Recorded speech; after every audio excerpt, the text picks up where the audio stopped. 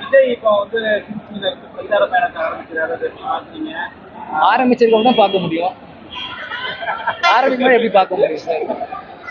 சரி, வந்து மிகப்பெரிய ஒரு மதுரையில கூட்டத்தை கூட்டிட்டு போயிருக்காரு, அதை எப்படி பாக்குறீங்க? ஏன்னா மேடையில வந்து விஜயகாந்த் வச்சிருக்காரு, அதை எப்படி பாக்குறீங்க?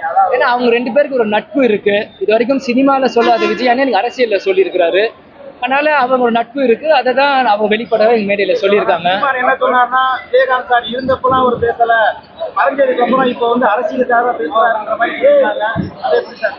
அது எங்க பொதுச்செயலா தெளிவான விளக்கத்தை கொடுத்துட்டாங்க. அதுக்கு அதே கருத்தை எடுத்துக்கோங்க. ஏன்னா சீமான் அந்த உண்மையை உறக்க சொல்லியிருக்காங்கன்னு சொல்லியிருந்தாங்க.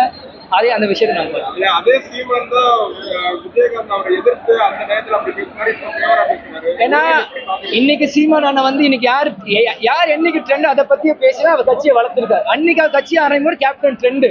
நாங்க இந்த விஷயத்த உறக்க சொன்ன சீமான் எல்லா விஷயத்தையும் நாங்க உண்மை நாங்க சொல்லல. அன்னைக்கு வந்து கேப்டனை திட்டினாதான் நீ அவர் பெரிய ஆனார். இன்னைக்கு அவருக்கு வாங்கின ஓட்டெல்லாம் நீ கேப்டன் திட்டினால தான் அன்னைக்கு வந்துச்சு. இன்னைக்கு யாரு ட்ரெண்ட் இன்னைக்கு அவரை திட்டுவாங்க. அதனால ட்ரெண்டுக்கு மேலேயே போறாங்களே தவிர பழசு புதுசு பார்க்கணும். அரசியல உண்மை நிரந்தர எதிரியும் இல்லை, நண்பனும் இல்லை. இதுதான் உண்மை. இது நிதர்சன உண்மை இல்லை.